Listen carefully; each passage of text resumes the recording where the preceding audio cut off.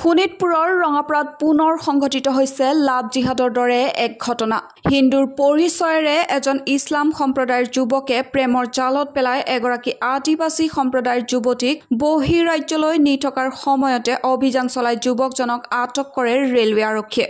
শোণিতপুৰ জিলাৰ আৰক্ষী অধীক্ষক বৰুণ পুৰকাষ্ঠৰ নেতৃত্বত ৰঙাপাৰা আৰক্ষী আৰু ৰেলৱে সুৰক্ষা বাহিনীয়ে অভিযান চলাই লম্পট যুৱকজনক আটক কৰে।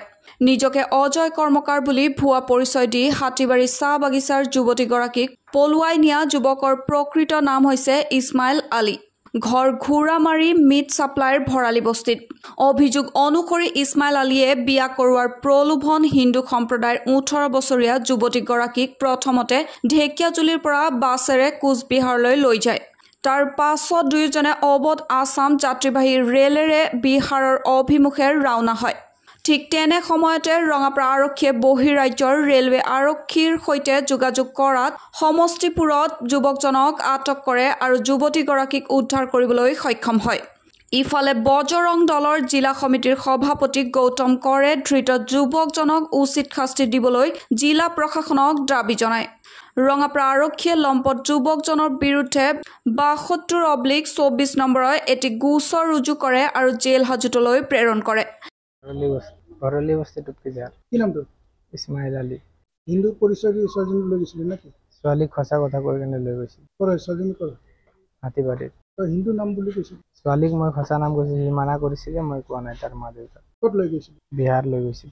যোৱা সোমবাৰে আমাৰ হিন্দু ছোৱালী লাভ জিহাদে বলি হৈছে। আমি শুনা পাইছোঁ ছোৱালী ঘৰৰ পৰিয়ালে কৈছে লাভ জিহাদী ইছমাইল আলী নেকি, তেখেতে অজয় কৰ্মকাৰ বুলি পৰিচয় দি পেলাই আমাৰ হিন্দু ঘৰত গৈছিলে। আৰু ইয়াৰ প্ৰথম নহয়, এয়া আমাৰ অসমত বহুত ধৰণৰ চলি আছে আৰু এই লাভ জিহাদ বন্ধ হ'ব লাগে। আমি আজি এইখনৰ পৰা আমি সকীয়াই দিছোঁ যে লাভ জিহাদ বন্ধ কৰক, নহ'লে আমি বজৰং দলে ইয়াৰ প্ৰত্যুত্তৰ ভয়ংকৰ দিম। আৰু আমাৰ ৰঙাপাৰা থানাৰ আৰক্ষী যথেষ্ট সহায় কৰিছে আৰু সঁচাই ভাল লাগিছে। অতি কম সময়ত তেখেতে উদ্ধাৰ কৰা সক্ষম হৈছে আৰু আগন্তুক দিনত যাতে তেনেকুৱা যাতে লাভ জিহাদে বলি নহয়, অলপ আপোনালোকে অলপ গুৰুত্ব দিব। আৰু যিসকল ছোৱালী আছে, আমাৰ হিন্দু ছোৱালী গাৰ্জেন যি আছে, তেখেতসকলে অলপ চাব লাগে যে কোনোবা হিন্দু নাম পৰিচয় দি পেলাই ঘৰৰ মাজত সোমাই যাব আৰু তাৰপিছত তেনেকুৱা লাভ জিহাদে বলি হ'ব, এয়া যাতে নহয়। তাৰ কাৰণে আপোনালোকে অলপ গুৰুত্ব দিয়ক আৰু এই লাভ জিহাদ ইয়াতে বন্ধ হ'ব লাগে। যি ডাঙৰ ষড়যন্ত্ৰ, এয়া আমাৰ অকল অসমতে নহয়, ভাৰতবৰ্ষত এক ডাঙৰ ষড়যন্ত্ৰ চলি আছে।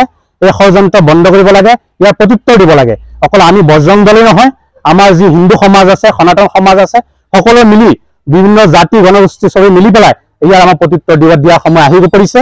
যদি আমি ইয়াৰ প্ৰত্যুত্তৰ নিদিওঁ, তেতিয়াহ'লে আমাৰ মা ভণ্টি আমাৰ সুৰক্ষিত নহয় বুলি আমি অনুভৱ। সেইকাৰণে আমি সকলোকে অনুৰোধ জনাইছোঁ, আপোনালোক দল যি আছে, যি জাতি সংগঠন আছে, চব বাদ দিয়ক। কাৰণ হিন্দুস্তান থাকিলে হিন্দু থাকিব, হিন্দু থাকিলে জাতি থাকিব, জাতি থাকিলে আমি জীয়াই থাকিম। তাৰ কাৰণে সকলোৱে একেলগে এক হৈ আমি ইয়াৰ প্ৰত্যুত্তৰ দিব লাগিব, নহ'লে আমাৰ মা ভণ্টি সুৰক্ষিত নহয়। भारत माता के जय, भारत माता की जय, भारत माता की जय, जय श्री राम, जय श्री राम, जय श्री राम, जय श्री राम, जय श्री राम, जय Shri Ram. News desk, news wide Assam.